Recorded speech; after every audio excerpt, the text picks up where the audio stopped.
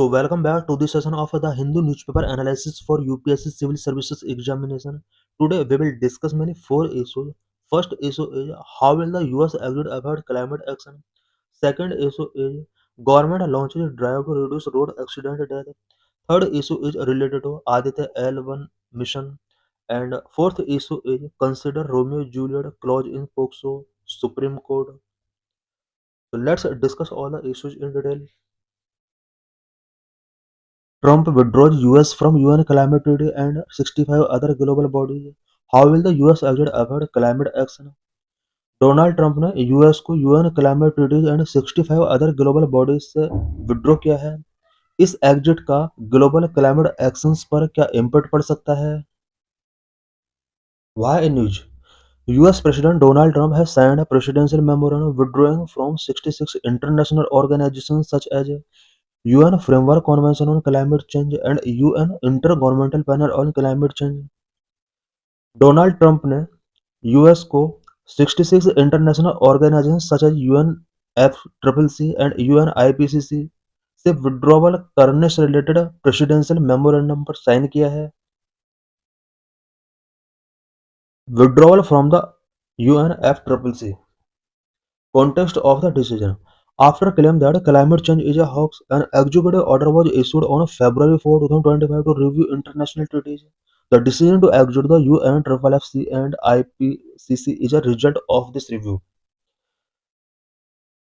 इस एग्जिट के regarding international treaties को रिव्यू करने के लिए 4 फरवरी 2025 में एक एग्जीक्यूटिव ऑर्डर इशू किया जाता है।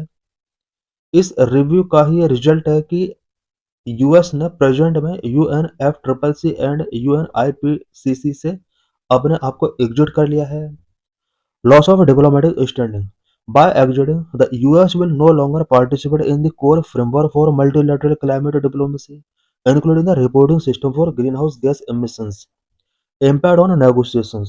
The US will cease to be a party to Paris Agreement and will lose its legal right to negotiate at annual COP meeting.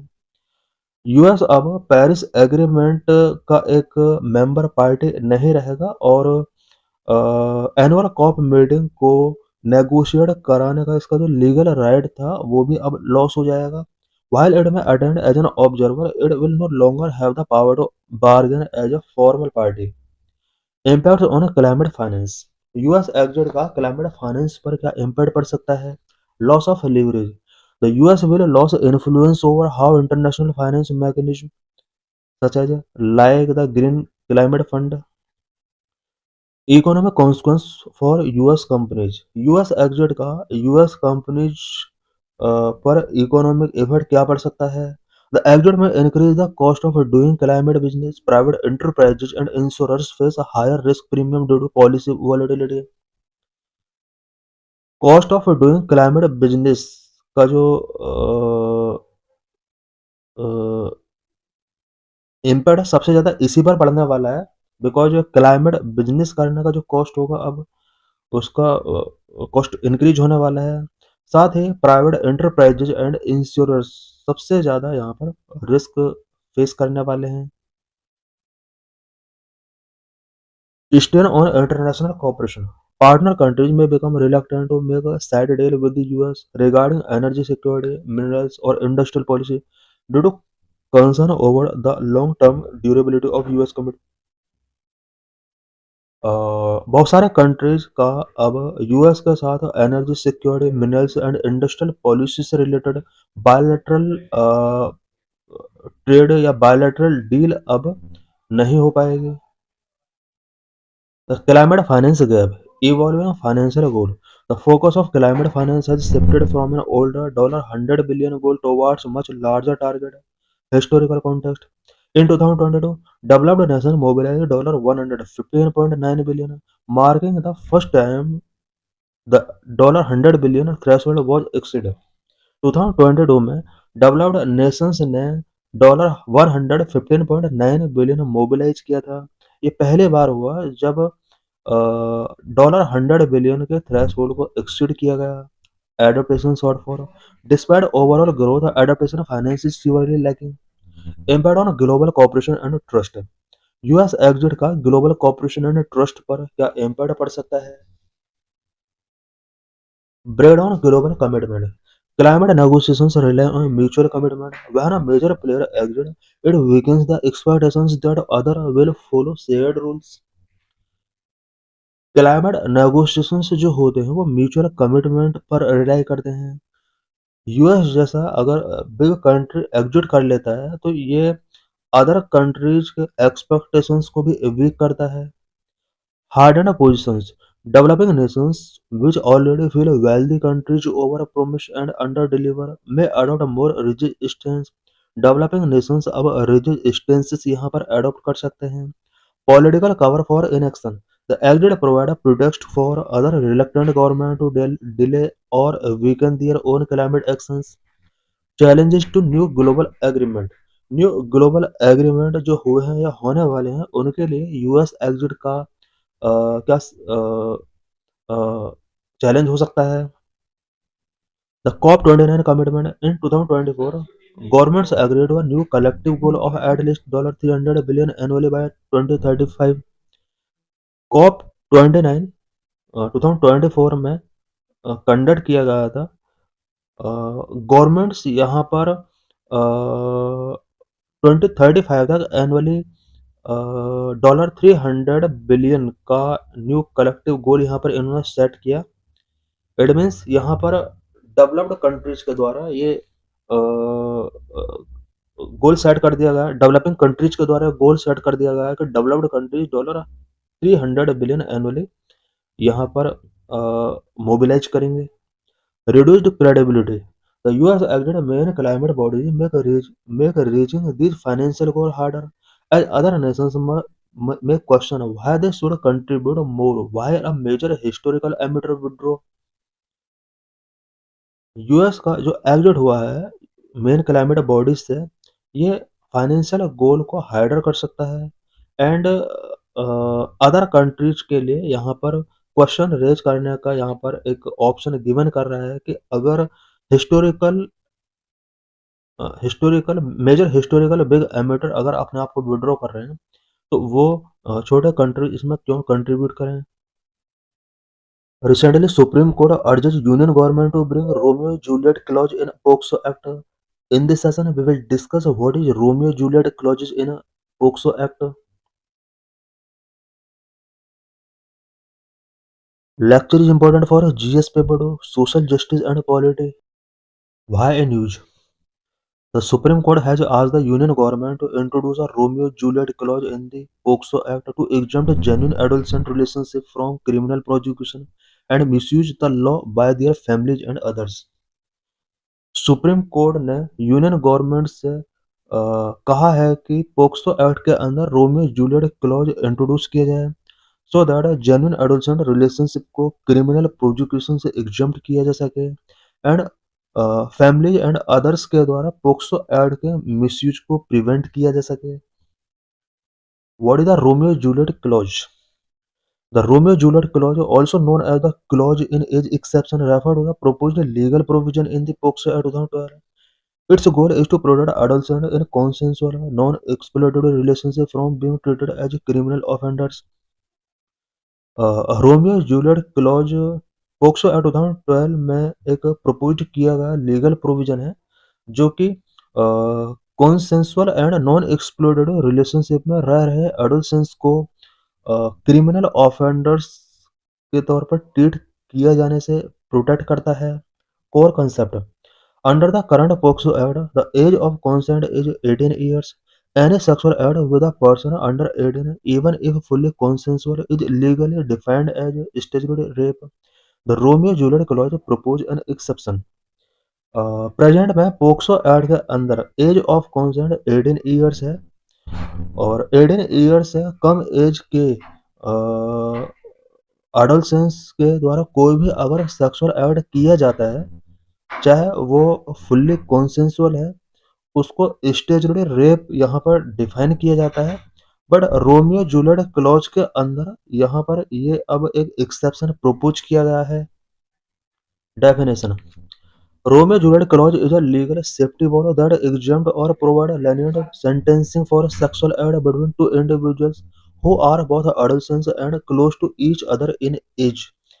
Romeo Juliet clause अब अ, एक लीगल सेफ्टी वॉल यहाँ पर provide कर सकता है, स्पेशली उन individuals के लिए जो अ, अ, जिनका एज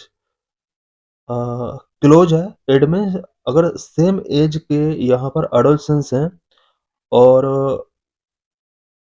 उनके बिटवीन अगर कोई भी कॉन्सेंसुअल एक्ट होता है तो उन्हें क्रिमिनल पर्सन यहाँ पर डिक्लेयर नहीं किया जाएगा, या फिर उन्हें सेंटेंसिंग जो गिवन किया जाएगा वो कम सेंटेंस होगा। The problem it solve, Romeo Juliet clause किस प्रॉब्लम को सॉल्व करता है? Currently, if a 18-year-old girl and a 19-year-old boy are in a consensual relationship, the boy can be charged under POCSO, which carry a mandatory minimum sentence of 10 or 20 years, regardless of the girl's de facto consent. Present में जो सबसे बड़ी problem society में show हो रही है, एक example के थ्रू यहाँ पर इसको शो करने की कोशिश की गई है। सपोज एक 17 ईयर ओल्ड गर्ल है और 19 ईयर ओल्ड बॉय के साथ वो कॉन्सेंसुअल रिलेशनशिप में है। देन बॉय को यहाँ पर पोक्सो के अंदर चार्ज किया जा सकता है और मिनिमम 10 टू 20 इयर्स का सेंटेंस उसे गिवन किया जा सकता है। इस केस में गर्ल का अगर यहाँ पर फुल्ली कॉन्सेंट भी है, बॉय को यहाँ पर सेंटेंस गिवन किया ही जाएगा पोक्सो के अंडर। इस तरह की प्रॉब्लम को सॉल्व करने के लिए यहाँ पर रोमियो जूलियट क्लॉज यहाँ पर इंट्रोड्यूस किया गया है। की development for UPSC, consensual adolescence से रिलेटेड की डेवलपमेंट क्या क्या रहे हैं?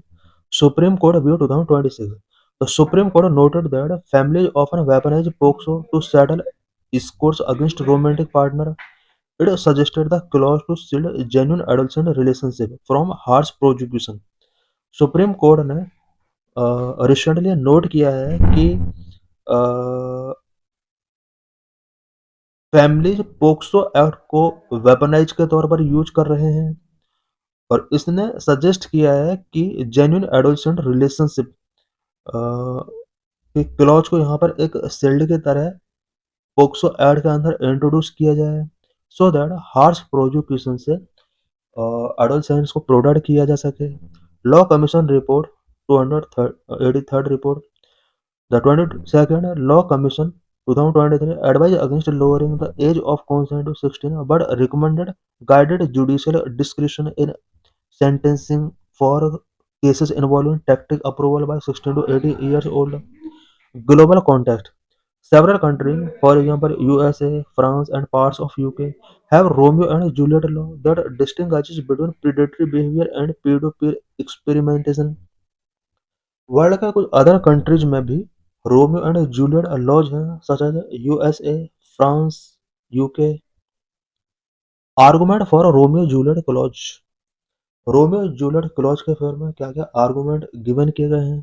Protect adolescent agency recognizes that teenager have evolving capacities and may engage in consensual exploration that is not criminal in nature. इस लॉ के सपोर्टर्स का कहना है कि टीनेजर जो होते हैं वो उनकी कैपेसिटी इवॉल्व हो रही होती हैं इस एज में और कॉन्सेंसुअल एक्सप्लोरेशन में वो एंगेज होते हैं। नेचुरली ये क्राइम नहीं है। Prevent misuse, stop the law from being used by parent to punish intercaste और इंटरफेथ कपल्स वेयर वन और both are technically minor, reduces judicial burden. High court are currently flooded with bail applications for elopement cases where the victim actually support the accused. Challenges and concern. Child marriage. Critics and the Law Commission argue that lowering the bar or providing exception could be exploited to legitimate child marriage. Uh, जो big concern है, पहला concern ये है कि अगर इस तरह के एक्सेप्शंस यहाँ पर एडोलसेंस को गिवन कर दिए जाएंगे, देन ये कुछ लोगों के द्वारा इसको चाइल्ड मैरिज को लेजिटिमाइट करने के लिए एक्सप्लॉइट किया जा सकता है। Grooming, differentiating between a genuine relationship and grooming by a slightly older individual remains a complex legal challenge. What is POCSO Act? POCSO is the first comprehensive law in India aims to address offences of sexual exploitation and sexual abuse of children below the age of 18 years. POCSO India का first comprehensive law है जो कि 18 year से below children को sexual exploitation and sexual abuse से रिलेटेड offences को address करता है. This law was enacted in 2012 and is administered by the ministry of women and child development. 2012 में पोक्सो एक्ट को इनैक्ट किया गया. Ministry of women and child development के द्वारा इसको एडमिनिस्टर किया जाता है. It was intended to protect children from sexual assault, sexual harassment, and pornographic violations, as well as to establish a special code for such trials. Children को sexual assault से protect करने के लिए, सेक्सुअल हरासमेंट से protect करने के लिए, pornographic violence से प्रोटेक्ट करने के लिए एंड स्पेशल कोड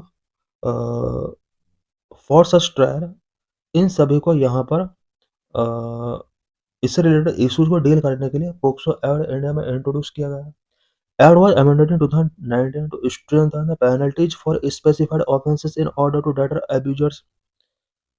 2019 में इस एक्ट के अंदर अमेंडमेंट किए जाते हैं एंड पेनल्टीज को स्ट्रेंथन किया जाता है. POCSO was enacted in consequences to India's ratification of the UN Convention on the Rights of the Child in 1992. 1992 में चाइल्ड का राइट से रिलेटेड यूएन कॉन्वेंशन हुआ था, UN convention on rights of child. India ने इसको ratify किया है और इसी का कॉन्सिक्वेंस में पोक्सो एक्ट इंडिया में इनैक्ट किया गया है. What are special provisions under POCSO act? Number 1, it's gender neutral nature. Number 2, confidentiality of victims identity. Number 3, mandatory reporting of any child abuse cases. Number 4, non reporting is a crime. Number 5, no time limit for reporting abuse. Number 1, it's gender neutral nature. POCSO act gender neutral है. The act recognizes that both boys and girls can be victim of sexual abuse and such abuse is a crime regardless of the gender of the victim. POCSO act के अंदर boys and girls दोनों को ही यहाँ पर sexual abuse के against यहाँ पर protect किया गया है. Number 2, confidentiality of victims identity. As per section 23 of the POCSO act 2012, the identity of child victim must be kept confidential. Media reports or any other cannot disclose any detail that could reveal the victim's identity, including their name, address, and family information. POCSO act 2012 का section 23 के अंदर ये provision किया गया है कि child victim के identity को कॉन्फिडेंशियल रखा जाए. मीडिया रिपोर्ट या फिर किसी अदर मीन्स के थ्रू चाइल्ड विक्टिम का डिटेल यहाँ पर डिस्क्लोज नहीं किया जा सकता. इट मीन्स विक्टिम्स की identity, name, address, family information ये सब डिस्क्लोज नहीं की जा सकती. Number 3, mandatory reporting of any child abuse cases. Section 19 to 22 compel individuals who have knowledge or reasonable suspicion of such offences to report them to concerned authorities. POCSO act 19 section POCSO act 2012 के section 19 to 22 के अंदर individuals को compel किया गया है कि अगर child से रिलेटेड सेक्सुअल ऑफेंस का उन्हें सस्पिशन होता है या नॉलेज है, देन कंसर्न अथॉरिटीज को रिपोर्ट करना होगा. Number 4, non reporting is a crime. Any person in charge of an institution who fail to report the commission of a sexual offence may face punishment. Child sexual abuse से related अगर reporting नहीं किया जाता है, this is a crime. कोई भी institution अगर sexual offence से रिलेटेड इंसिडेंट को अगर जानता है या फिर उस इंस्टीट्यूशन के अंदर किसी चाइल्ड के साथ सेक्सुअल अब्यूज हुआ है, एक्सप्लॉइटेशन हुआ है और वो इंस्टीट्यूशन अगर इन्फॉर्म नहीं करता है, देन उस इंस्टीट्यूशन के अगेंस्ट कुछ पेनल्टी इम्पोज की जा सकती हैं. No time limit for reporting abuse. Child sexual offence से रिलेटेड कोई भी अगर इंसिडेंट होता है, पोक्सो एक्ट 2012 के अंदर यहाँ पर प्रोविजन किया गया है कि रिपोर्टिंग का कोई टाइम लिमिट नहीं होगा, कभी भी रिपोर्ट किया जा सकता है. और victim may report on offence at any time even years after the abuse has occurred. Challenges in better implementation of the POCSO act 2012. POCSO act 2012 का बेटर इम्प्लीमेंटेशन के ऊपर क्या-क्या चैलेंजेस हैं? Number 1 lack of support of aggrieved person. Number 2 insufficient POCSO code. Number 3 special public prosecutor shortage. Number one, lack of support of aggrieved person. A critical lag in the implementation of the POCSO Act 2012 is the absence of support person for victims. POCSO act 2012 के better implementation के before जो सबसे बड़ा challenge है वो ये है कि विक्टिम्स के लिए पर्सन्स का उतना सपोर्ट नहीं मिल पाता जितना सपोर्ट की उन्हें नीड है। Supreme court found that 96% of POCSO cases victims were not provided necessary support throughout the legal process. Supreme court ने फाउंड किया कि 96% पोक्सो केसेस में विक्टिम्स को वो नेसेसरी सपोर्ट नहीं मिला throughout the legal process जो उन्हें मिलना चाहिए था। A support person may be any person और organisation working in the field of child rights और चाइल्ड प्रोटेक्शन। सपोर्ट पर्सन कोई भी पर्सन या ऑर्गेनाइजेशन हो सकता है जो कि चाइल्ड राइट्स और चाइल्ड प्रोटेक्शन के फील्ड में वर्किंग कर रहा है। Number two, insufficient POCSO code. Not all districts have POCSO code. As of late 2025, there are approximately 400 exclusive POCSO code with 773 total fast track special code. These codes are operational in 29 states and UT across India. 2025 तक India में approximately 400 exclusive POCSO code है और साथ ही 773 fast track special code है India के अंदर जो कि पोक्सो से रिलेटेड केसेस को डील करती है।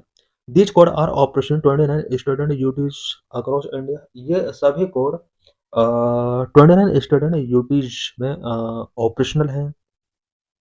Number 3 special public prosecutor shortage. Public prosecutor का स्पेशल पब्लिक प्रोसिक्यूटर का बहुत ज़्यादा शॉर्टेज है इंडिया में।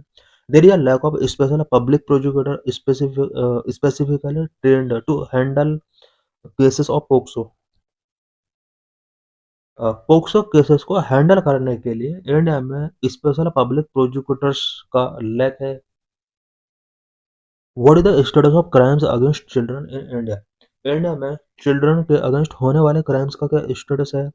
According to the US-based National Center for Missing and Exploited Children (NCMEC), India currently accounts for the maximum number of online child sexual abuse imagery in the world, followed by Thailand. Delhi top the list of maximum child pornography uploads, followed by Maharashtra, Gujarat, UP, and West Bengal. According to the latest available National Crime Records Bureau (NCRB) data for 2023, a total of 67,694 cases were registered under the POCSO Act, accounting for 38.2% of all crimes against children. NCRB data 2023 के according 2023 में POCSO act के अंदर India में total 67,694 cases registered किए गए जो कि overall child के अगेंस्ट होने वाले क्राइम का 38.2% है। On average 41 women and girls go missing from Delhi every day. Delhi में every day 41 women and girls missing होती हैं। From January 1 to October 15 2024 90,682 people were missing, of which 61% or 11,970 were women and girls. Every year Delhi में about 20,000 के आसपास people missing होते हैं। About 60% से ज़्यादा इसमें गर्ल्स और वुमेन होती हैं। What is Aditya L1 solar mission of ISRO? Aditya L1 decoded how solar storms impact Earth's magnetic field. Why news? The Indian Space Research Organization ISRO's Aditya L1 solar mission had provided new insights into how a powerful solar storm could impact Earth's magnetic field. Recently ISRO के Aditya L1 solar mission ने कुछ new insights provide किए हैं जो कि powerful solar storm का earth के magnetic field पर इम्पैक्ट को शो कर रहे हैं।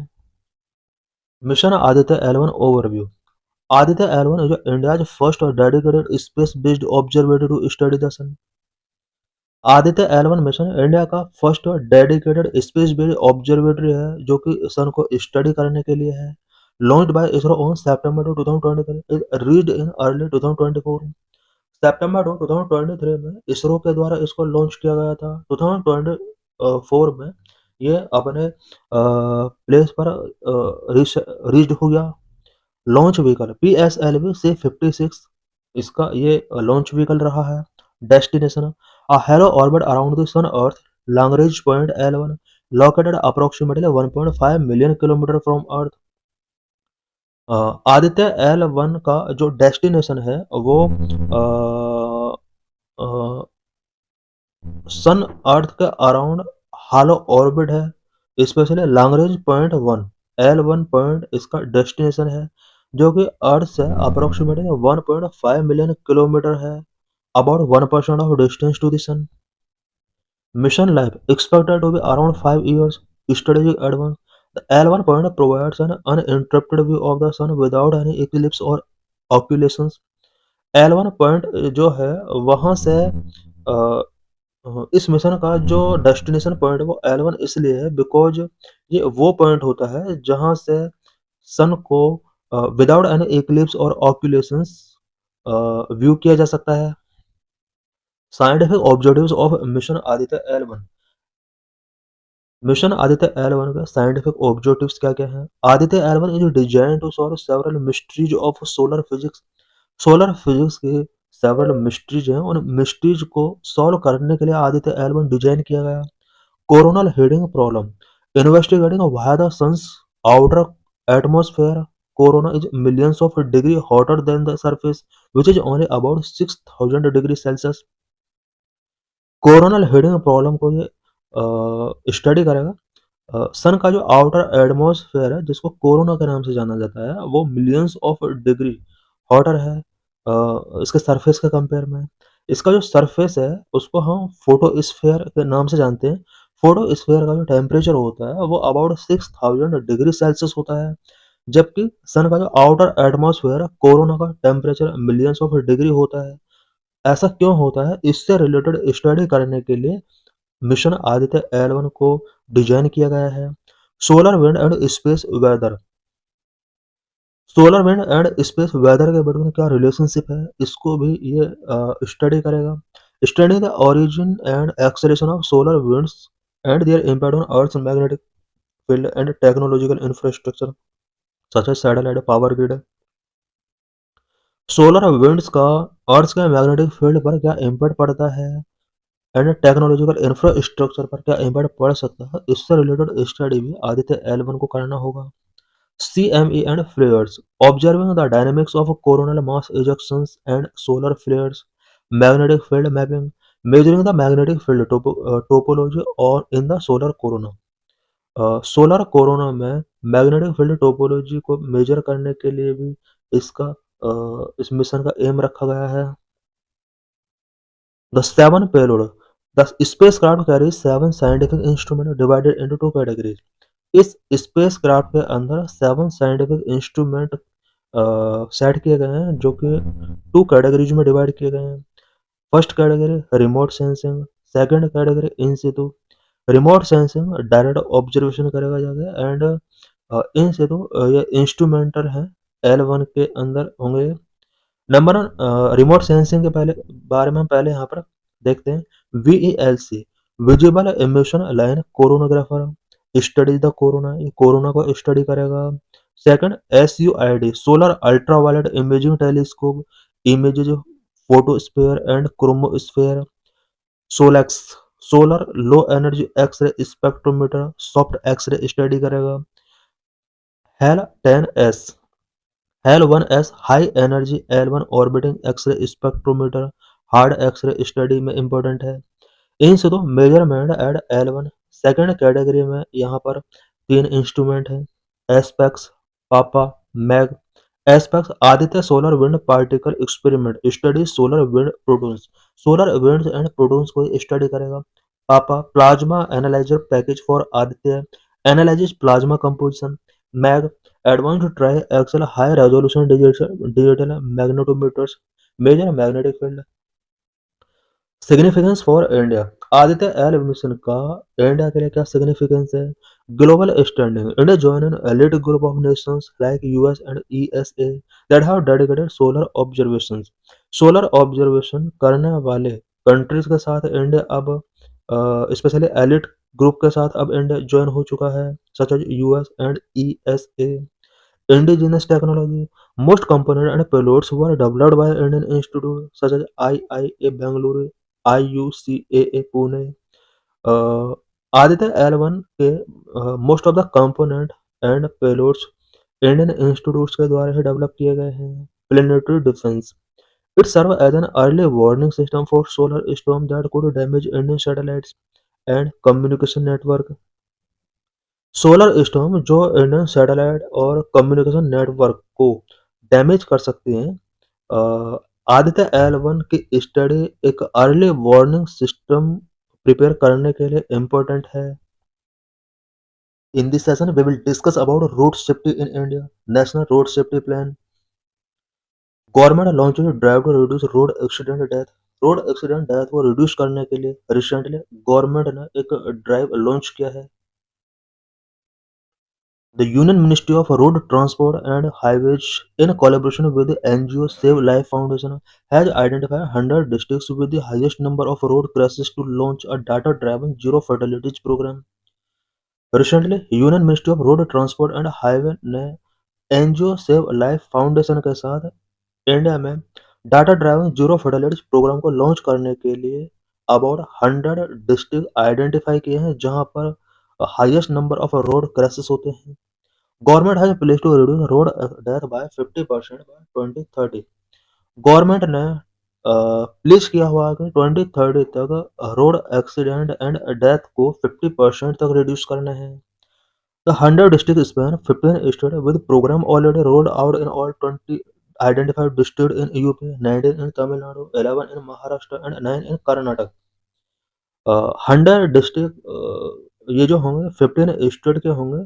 इनमें कुछ state such as UP, Tamil Nadu, Maharashtra, Karnataka, यहाँ से भी स्टेट डिस्ट्रिक्ट को चूज किया गया और कुछ डिस्ट्रिक्ट में पहले से ही इस तरह के प्रोग्राम लॉन्च किए जा चुके हैं। According to a report of the National Crime Record Bureau (NCRB), more than 1.73 lakh people were killed and 4.47 lakh injured in road accidents across the country in 2023। NCRB का डाटा का according 2023 में all India के अंदर 1.73 lakh people का road accident की वजह से death हुआ था। 4.47 लाख पीपल इंजर्ड हुए थे। Key points of NCRB related to road accident. Total road accident took place in country in 2023, 4,64,029. People were killed, more than 1.73 lakh, injured 4.47 lakh, two-wheeler rider victim nearly 46%. Two major causes of road accident: speeding and careless. The highest number of accident timing between 6 p.m. and 9 p.m. The highest number of deaths were reported on national highway, accounting for 34.6%, followed by state highway at 23.4%. What are the causes for a high road accident in India? India में high road accident के क्या क्या causes हैं? Number one, human behaviour. Number two, infrastructure deficiencies. Number three, lack of crash monitoring system. Number four, vehicle related issues. Number five, lack of awareness and enforcement. Number of human behavior. The main cause of road accident in India is human error, particularly reckless driving and over speeding. India में road accident का जो main cause है वो human error ही है, जिसमें reckless driving and over speeding include है। It also include non-compliance with the traffic law, such as not wearing helmet and seat belt. Number two, infrastructure deficiencies. Road design flaws such as potholes, lack of proper underpasses, foot overbridges, and poorly maintained roads significantly contribute to road accidents. Number three, lack of crash monitoring system. The national road safety data systems in India are inadequate for informing public policy. At present, there is no national database at the crash level for detecting accident. India में crash monitoring system के lack होने की वजह से भी बहुत ज़्यादा यहाँ पर रोड एक्सीडेंट हो रहे हैं। Number one, vehicle related issues. Inadequate safety measures in vehicles such as old technology and contribute to the high fatality rate. Number five, lack of awareness and enforcement. Despite interventions, India still faces significant gap in enforcing road safety regulations. Many Indian people have limited knowledge about the importance of safety features such as airbags, anti-lock braking system, and the proper use of seatbelt. Public awareness campaign, the ongoing, have not established effective culture of road safety. What are the initiatives for road safety in India? India में road safety से related क्या क्या initiatives taking किए गए हैं? Government initiative number one, national road safety policy 2010 as per S Sundar committee. Number two, development of road safety information database and National Road Safety Council. Number three, Motor Vehicle Amendment Act 2019.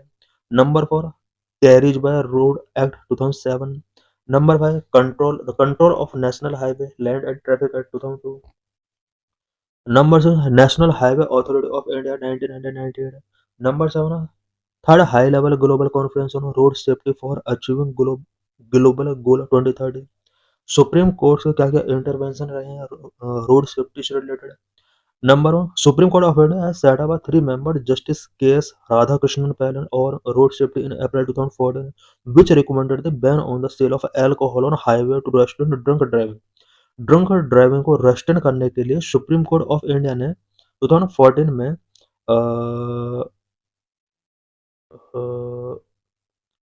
3 member justice के S Radhakrishnan panel setup किया था so that highway पर specially यहाँ पर highway पर alcohol के cell को भी बैन किया गया.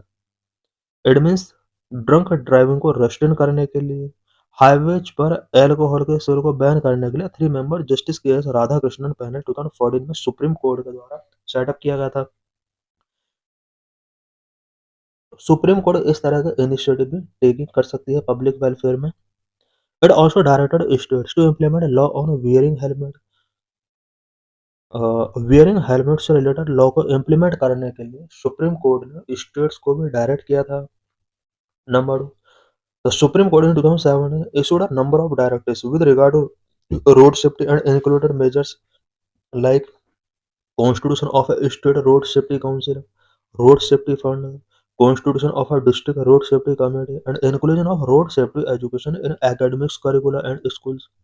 ये सब गाइडलाइंस रोड सेफ्टी से रिलेटेड सुप्रीम कोर्ट ने 2007 में गिवन की.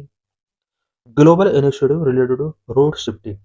Number, Brasilia declaration on road safety 2015 aim to achieve sustainable development goal 3.6 which target a 50% reduction in global death and injury due to road traffic accident by 2030.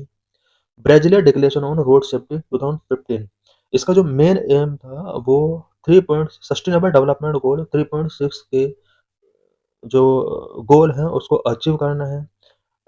साथ ही 2030 तक road injuries and road accident में होने वाले death को 50% तक reduce करने का target इसके अंदर रखा गया.